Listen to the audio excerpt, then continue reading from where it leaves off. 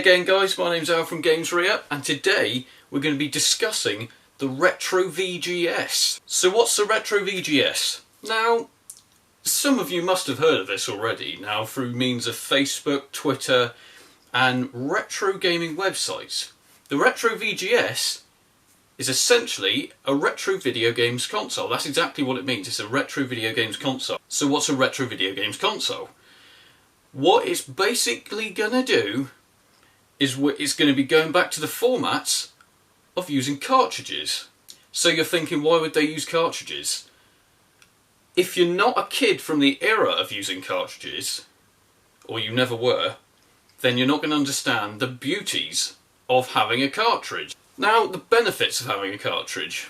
There are no loading times, and if there are, they're very, very, very short. Because essentially the computer system can just read it from wherever it needs to without having to spin a disc up. And now obviously you know that happens with PS4 and all the other CD-based consoles. So that was PS1 all the way up to what we have now. It's just like on a SD card, for example. It can access it a lot quicker than it can from a disc. So why would this benefit you? Well, like I said already, it's the loading times and the fact that eventually, obviously, just think of it this way, obviously SD cards we know are still very expensive to produce, but just think of it in the way that 3DS consoles and DSs use at the moment, and Vitas. Their games actually aren't that expensive, but they're all essentially on a cartridge. Well, okay, it's not a cartridge, it's an SD card, it's flash memory, but you can see they're very, very similar in the way that cartridges work. Other great bonus is you can't scratch it that easily. How are you going to scratch this? Okay, you could damage the inner part of the cartridge, but this cartridge itself is 20 plus years old. And I can still put it into a console from that era and it play absolutely fine. Whereas you buy some PS1 games, for example, and they won't work straight away because they're scratched. So okay, what sort of games are they going to be getting for it? Now what they're apparently planning to do, from what I've seen and read about on their Facebook page, which is well, basically look up Retro VGS on Facebook, as well as just type it into the Google, and I believe they have a website set up. You may have heard of the Retro Gaming Magazine. Well, that's them. These are the guys behind it. So what they're basically trying to do is, as you know, at the moment, if you look on Xbox Arcade, PlayStation Plus, Marketplace and things like that, you'll see a lot of 8-bit to 16-bit games being made nowadays. So obviously they take up a lot less space than the standard game does now, meaning that it's going to be a lot easier to get these onto a cartridge. Plus, they're a lot, I believe they're a lot easier to create, just because it's all 2D essentially, and it's just basically pixels, a few pixels. So why do we like these kind of games? Well, I think personally they're a lot simple and a lot easier to jump into. Whereas a lot of games nowadays they take hours and hours to get into, and it's just like they're trying to build a game around the graphics, if you see what I mean. It's, as much as I don't like to say it, it feels like that's what id and people like that do, where they build an engine and then build a game around the engine. Now, personally I love id, so I you know. But anyway, so what is apparently going to happen is there are a lot of game developers from the era of these older cartridge-based games that really want to get interested in this. And a lot of companies that really want to start using their tech, the retro video game system are ready to run, to start producing games. Now there's a lot of rumours on what sort of things we're going to see. Personally, I'd love to see games like Doom, and maybe even new games like Retro City Rampage make its debut on a console like this, on a cartridge.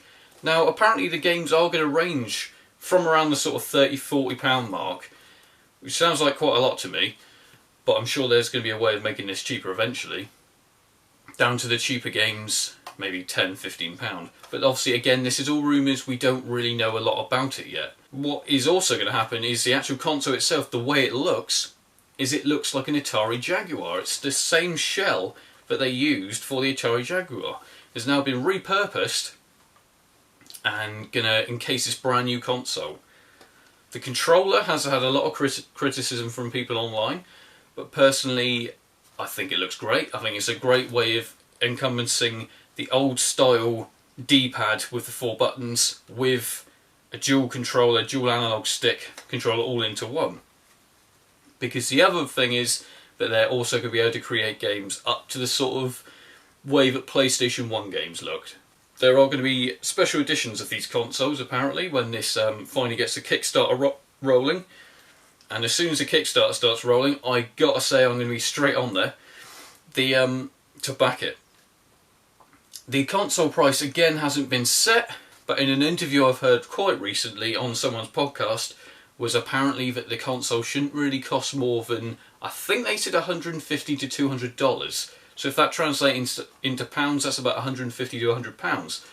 Whether that ends up happening, I'm not entirely sure, because obviously the tech behind the actual console itself might be hard to get for a cheaper price. I've got to ask this question, and I feel I should, because obviously all you guys have probably got a lot to say about this from what you've already heard, is what do you think, or what type of games do you think you'd like to see on this console?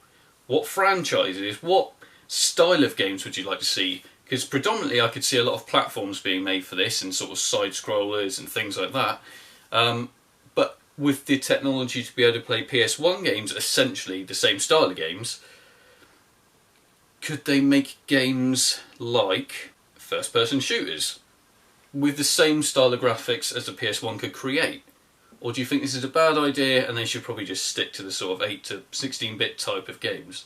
Personally, I'd love to see games like Metal Slug, there you go, Metal Slug, the infamous Neo Geo SNK side-scroller game. One of my favourite arcade-style games. Would love to see maybe even a new one of these come to the system. Would be a great selling point to a lot of people, I think. Personally, I don't think they should go anywhere near Sega or Nintendo characters. I know that probably won't happen anyway, but I don't think they should even try, because I think Nintendo and Sega would probably want too much investment thrown their way to be able to use those characters, and I think they should spend their time either creating brand new characters or putting more money into creating games for the people who really want this console. Because the people who would probably buy, well, now I say that, people would love to see another Mario or Sonic in the older style. So a pixelated side-scroller. And to be honest, that would be pretty intriguing. Maybe even a new Doom. Well, okay, yeah, we know there's a new Doom coming, but maybe a new Doom that looks like the original Doom. But obviously with the tech that they could use, maybe alter it slightly, just so it's slightly better graphics, so as the way you can play Doom now on the PC, the original Doom that is, with all its modding and things like that. Maybe that would be an interesting concept, because I love Doom, as you may know. If you've looked at any of my videos on YouTube, you'll see that I'm quite into Doom. Another good one, what about Micro Machines? Haven't had another Micro Machines in years. If we have another one of those, I think that would be amazing. The other great thing about this console is there's no internet access, or if there is, I believe it could be just for firmware updates and things like that, but apparently there's going to be no internet access, and I personally believe that is amazing. You buy the cartridge, you put it in the machine, you play the game. There's no updates, there's nothing like that. Plus, the fact that it will be able to have, I think it's 2 to 4 controllers, because you have the old Sega Mega Drive type connection. I can't remember what that's called. 9-pin, 8-pin, 7-pin, I'm not exactly sure what it's called. As well as USB connectivity. So if you've got your favourite USB controller, you can apparently use that. Or you can use your favourite Genesis controller or Mega Drive controller, plug that straight in. I know that's probably one I'd like to use. Or even use their controller that comes packaged with it anyway. I think it's wireless, I'm not entirely sure whether it's wired. I'd prefer wired. I'm not a fan of wireless. I think they run out of batteries far too easily and you have to charge them. If you want to be able to play hours and hours of gameplay, you don't want to have to either try and plug it in with a cord that just isn't too long. Yes, I'm talking to you, Sony. Or have to charge it in a charging thing just like you do with any Xbox controller. Not Xbox One, as in the original, but with Xbox One and 360 you have to do that. I know obviously I haven't explained a lot at the moment, but obviously I can only explain what I know. and obviously a lot of people will already know this. This is just for the people who just really have no clue about this console, and they're like, whoa, what's Retro VGS? Well, this is what it is, from the little that we know.